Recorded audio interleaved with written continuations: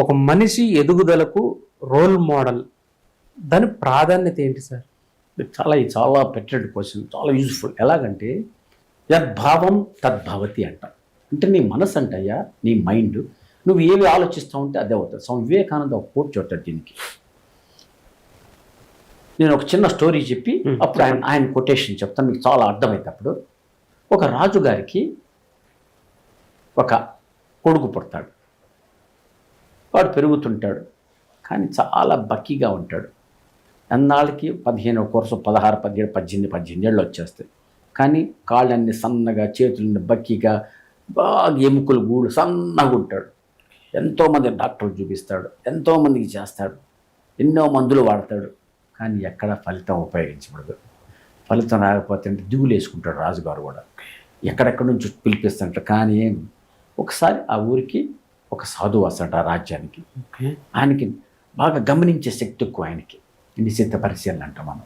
వస్తాడు, వచ్చినప్పుడు నెల్లి స్వామి అంటే ఆయనకి అర్థమైపోయింది. అప్పటికి పిల్లోని చూశాడు. చూడంగానే నాకు అర్థమైంది, లేవు రాజుగారు, మీరు మీ చింత, మీ వాడది ఏమీ ఎదగట్టలేదు, అట్టాన్ని ఎముకలు గూడులాగా ఉన్నాడు వీడు, మీరు బాధపడుతున్నారు అంటే. అవును స్వామి, మీరే దారి చూపించాము, కుర్రోడైపోతున్నాడు, యువరాజు వచ్చినాడు అంటే. మీరేం పర్వాలేదండి, మరీ కావకండి, నేను దీనికి సొల్యూషన్ చెప్తాను, ఒక శిల్పిని పిలిపించండి అంటాడు. తో ఆయన పిలిపిస్తాడు రాజుగారు. ఆ శిల్పితో చెప్తాడు, నాయన నువ్వు మంచి దృఢమైన శరీరం, కండలు పెరిగింది, చూడంగానే అట్రాక్టివ్గా, బలాఢ్యుడు బాగా, ఆయన విగ్రహం తయారు చేయ ఒకటి చెక్కి నాకు ఇయ్య అంటాడు. బ్యూటిఫుల్ చెక్కుతాడు, మంచి కండలు తిరిగిన దృఢమైన మనిషిని.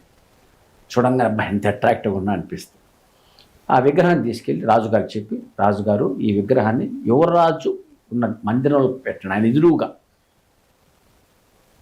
ఇప్పుడు యువరాజుని పిలుస్తాడు. పిలిచి, బాబు చూడ విగ్రహం ఉంది కదా, నువ్వు రోజు చూస్తూ ఉండు, పొద్దున, మధ్యాహ్నం, సాయంత్రం, రాత్రికి, నిద్ర లేచినప్పుడు, నిద్ర పడుకునే ముందర, తినేటప్పుడు, చూసేటప్పుడు చూడమంటాడు. సరే స్వామి అంటాడు. ఈయన కూడా కుర్రోడు చూస్తూ ఉంటాడు. నేను చెప్పి వెళ్ళిపోతాడు, హిమాలయస్కి వెళ్ళిపోతాడు. నెల ఇది చిన్నగా చూస్తుంటాడు. పొద్దు లగవంగానే శిల్పం చూస్తాడు, మధ్యాహ్నం చూస్తాడు, సాయంత్రం చూస్తాడు, అన్నం తినేటప్పుడు చూస్తాడు. ఇప్పుడు కనిపిస్తుంది చిన్నగా ఆలోచన. తర్వాత నా కండలు ఎందుకు సన్నగా ఉన్నాయి, నా కాళ్ళు ఎందుకు బక్క పిల్లలు ఉన్నాయి, నా ఎముకుంది బండి బలమే లేదు నాకేంది అని పక్కన వ్యాయామం చేసి అడుగుతాడు ఒకండి.